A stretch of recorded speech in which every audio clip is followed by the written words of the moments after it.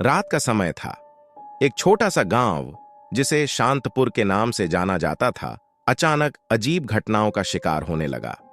हर रात जैसे ही घड़ी 12 बजे की घंटी बजती, गांव में एक अजीब सी आवाज गूंज उठती। गांव के लोग डर के मारे अपने घरों में छिप जाते थे। वहां एक 10 साल का लड़का आर्यन, जो कि बहुत बहादुर और जिज्ञासु था, हमेशा उन आवाजों को सुनकर बेचैन हो जाता था। उसके पिता ने उसे कई बार मना किया, आर्यन, रात को बाहर मत जाया करो, ये आवाजें बहुत खतरनाक हैं। लेकिन आर्यन का दिल मानता ही नहीं था।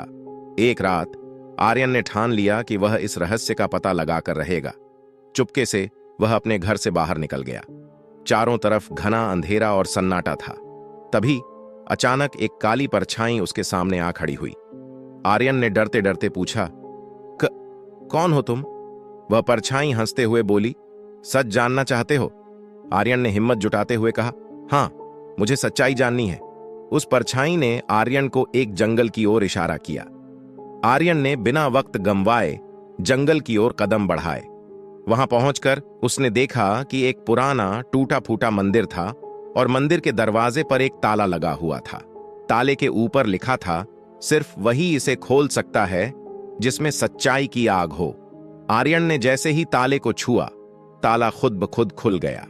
दरवाजा धीरे धीरे खुला और अंदर एक चमचमाती हुई रोशनी निकली। उस रोशनी के अंदर एक बूढ़ा आदमी बैठा हुआ था, जिसकी दाढ़ी जमीन तक लटक रही थी। उसने आर्यन को देखा और कहा, बहुत समय से तुम्हारा इंतजार था। आर्यन चौंकते हुए बोला, मेरा? लेकिन क्यों? वह आदमी मुस्कुराते हुए बोला, इस गांव की रक्षा करने के लिए। यहां हर 100 साल बाद एक ऐसा इंसान आता है जो सच्चाई का सामना करने से नहीं डरता। आर्यन ने साहसपूर्वक पूछा, लेकिन ये आवाजें और डरावनी घटनाएं क्या हैं?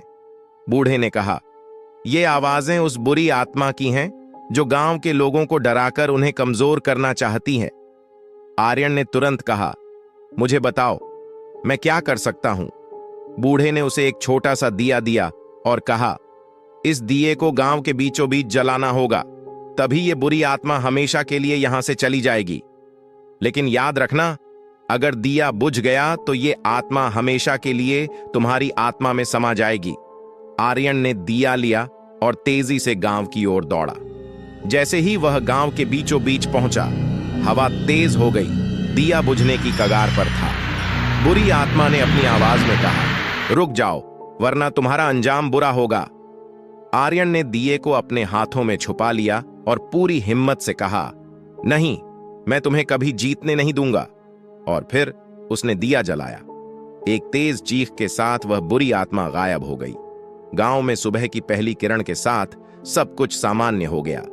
गांव के लोग आर्यन की बहादुरी की कहानी सुनकर हैरान रह गए।